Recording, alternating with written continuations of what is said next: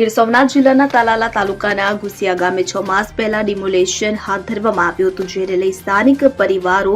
બંધ શાળામાં રહેવા મજબૂર બન્યા હોવાનો પૂજા વંશ દ્વારા આરોપ લગાવવામાં આવ્યો હતો। ત્યારે વહીવટી તંત્ર દ્વારા લોકોને રહેવા માટે વ્યવસ્થા કરવાની હોય, પરંતુ અહીં વ્યવસ્થા કર્યા વિના જ મકાન પાડી નખાતા લોકોને ભારે હાલાકી ભોગવવી પડી હતી। ત્યારે આ સમગ્ર મામલે ઉનાના પૂર્વ ધારાસભ્ય અને કોંગ્રેસ પ્રમુખ કરશન બારડ સહિતના નેતાઓ ઘુસિયા ગામે સ્થાનિક પરિવારોની મુલાકાતે પહોંચ્યા હતા અને તેઓની રજૂઆત સાંભળી સમગ્ર મામલે ઉચ્ચ સ્તરે રજૂઆત કરી સરકારનું ધ્યાન દોર્યું। આ મામલે નિરાકરણ લાવવા ખાતરી આપવામાં આવી હતી। ઘુસિયા ગામની મુલાકાતે આવવા માટેનું મુખ્ય કારણ જે હતું એ હતું કે જિલ્લા વહીવટી તંત્ર દ્વારા છેલ્લા 6 મહિના પહેલા વેરાવળ તાલાલા રોડ ઉપરની જે દબાણો કરવામાં આવ્યા હોય એ દબાણોને દૂર કરવા માટે જિલ્લા વહીવટી તંત્ર એટલે કલેક્ટર દ્વારા કાર્યવાહી કરવામાં આવેલી અને 6 મહિના પહેલા ડિમોલેશન કરવામાં આવ્યું। ડિમોલેશન કરતા પહેલા સરકારના નિયમો છે કે કોઈ પણ પ્રકારનું દબાણ હોય એ દબાણને હટાવવું હોય તો એ સરકારનો અધિકાર છે, વહીવટી તંત્રનો પણ અધિકાર છે, એને હટાવવા માટેનો વાંધો હોઈ શકે નહીં, કોઈ પણને વાંધો હોઈ શકે નહીં, પણ જે રીતે હટાવ્યા છે તો સ્વાભાવિક રીતે જે પરિવારો ત્યાં રહેતા હોય એ પરિવારોને સમય આપવો જોઈએ,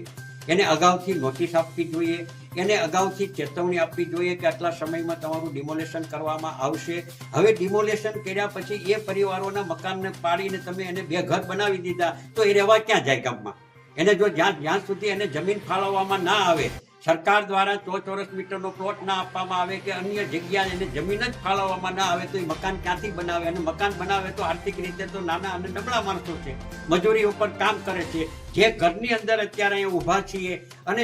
જેને મળવા અહીંયા આવ્યા છીએ એ ગંગાબેન નામ છે, એમના પતિ છે એ મેન્ટલી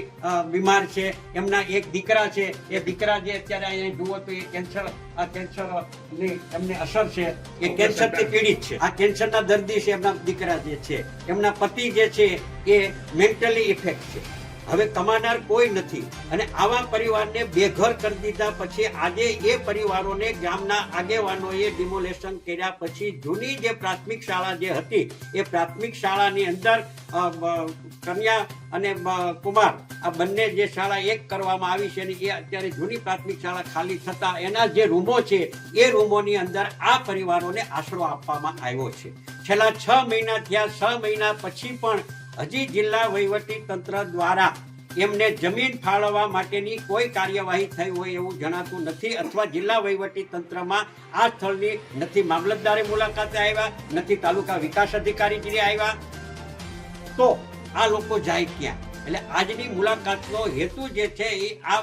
પીડિત પરિવારો જે છે એ પરિવારોની રૂબરૂ મુલાકાત લઈ અને પ્રેસના મીડિયાને મિત્રોને પણ વિનંતી કરી છે કે આ હાઇલાઇટ થાય અને સરકાર સુધી આ વાત પહોંચે। અમારા દ્વારા પણ જિલ્લા વહીવટી તંત્રને આ બાબતથી વાકેફ કરશું અને ગાંધીનગર ખાતે મુખ્યમંત્રી શ્રી સુધી પણ આ બાબતની રજૂઆત કરીને આ જે પરિવારો બેઘર બન્યા છે એ પરિવારોને આવનારા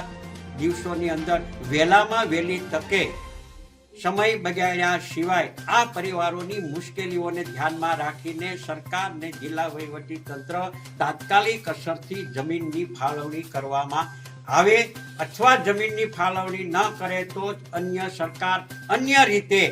આ પરિવારોને પુનઃવસન કરવા માટેની સંપૂર્ણ જવાબદારી લઈને તાત્કાલિક પુનઃવસન કરાવડાવે એવી માંગણી સાથે,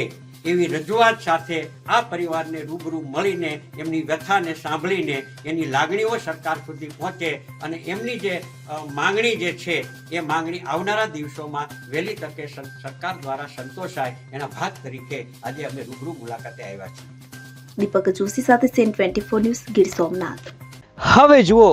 દેશ દુનિયાની તમામ ખબરો તમારી આંગળીના ટેરવે।